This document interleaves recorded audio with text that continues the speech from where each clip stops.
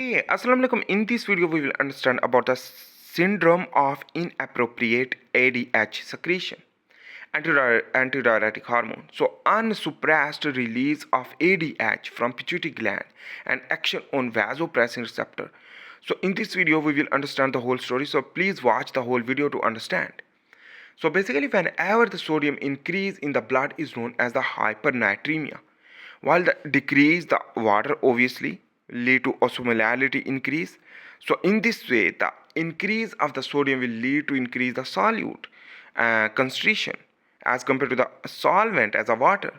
So in this way, the increase of the sodium will target to the hypothalamus from the blood, and it will be basically trigger the osmoreceptor cell of the hypothalamus, and even the thalamus will sense the signal of the sodium, and the sodium move inside due to the increase the sodium due to the hypernatremia. And in this way, it will be target to the hypothalamus to trigger the posterior pituitary gland is known as the neurohypophysis. Pituitary gland will lead to increase the ADH in the blood circulatory system. And in this way, it will be target to the ADH receptor. It is also known as the V2 receptor, and it will increase the aquaporin transporter channel 2, will lead to allow to water move out from the nephron into the blood circulatory system. In this way, the kidney will reabsorb the water for the maintain of the water in the blood because the water is less.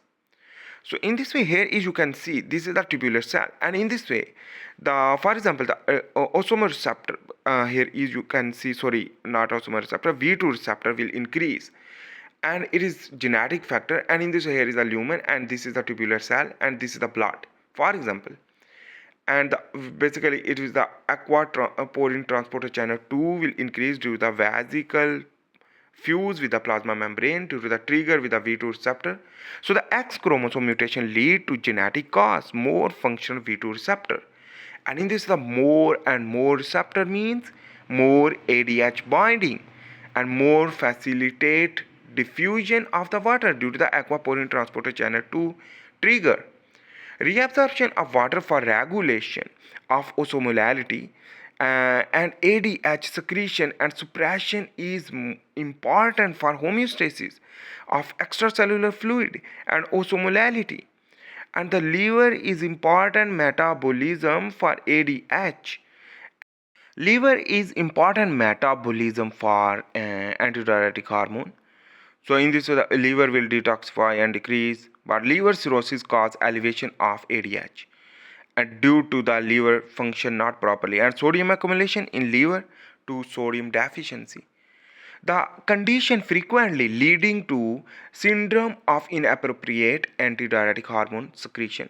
So central nervous system disturbance also occur.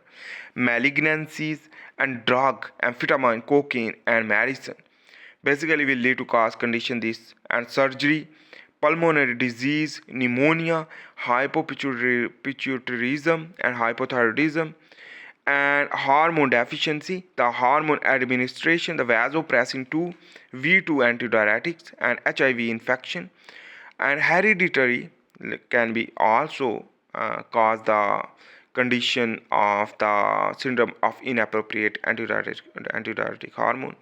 Like the hereditary mean the gain of function mutation in the gene for the renal V2 receptor. When renal V2 receptor increase, in this way the antidiuretic hormone facilitate more and bind easily to more reabsorption of the water. So the liver cirrhosis will lead to decrease the ADH when increase the ADH, and in this way liver will accumulate the sodium due to the liver cirrhosis. And this, let's understand about the pathophysiology and osmoregulation. So the liver cirrhosis will absorb more and more sodium, and in this way the blood deficiency of the sodium will occur, and the antidiuretic hormone also deficiency. But in this case, the two theoretical explanation can be possible: the decreased tonicity due to the increase of the water and the decrease of the sodium. On the other hand, the increase the tonicity mean increase osmolality. In this, the water will decrease but the sodium will increase, plus decrease of blood volume.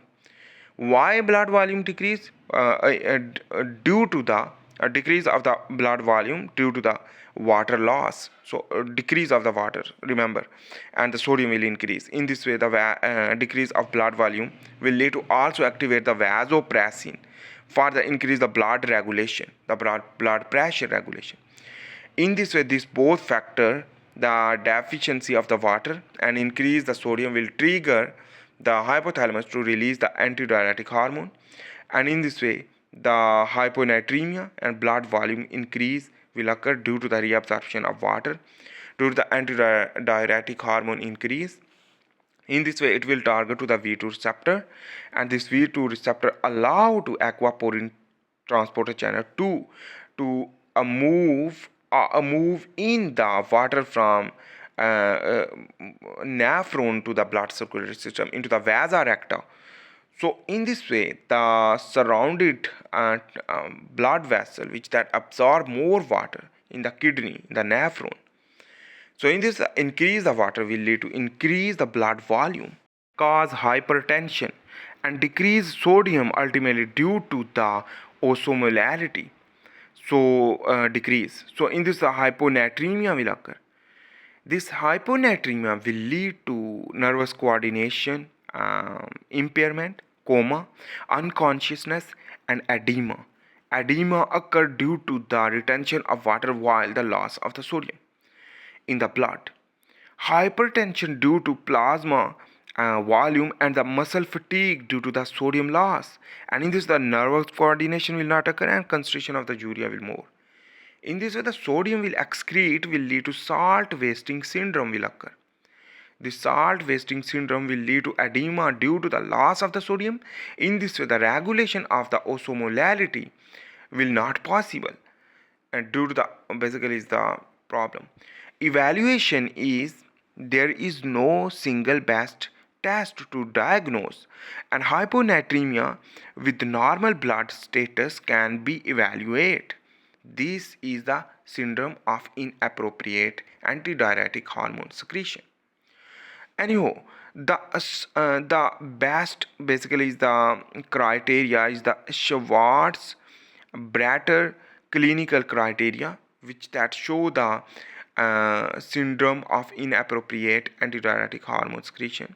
So serum sodium less than 135 milli equivalent per liter, and serum osmolarity less than 275 milli per kg. So in this, the urine sodium greater than 40 milli equivalent per liter, and urine osmolality greater than 100 milli per kg. So test for syndrome of inappropriate antidiuretic hormone is serum osmolality and serum sodium, urine sodium concentration and osmolality, renal function test, creatine, and the blood sugar random test, thyroid profile, serum cortisol, fasting lipid profile, and serum potassium bicarbonate and chloride, liver function test. So it can be possible. So I hope you make sense about that. So in this way, the syndrome of inappropriate antidiuretic hormone secretion basically occur.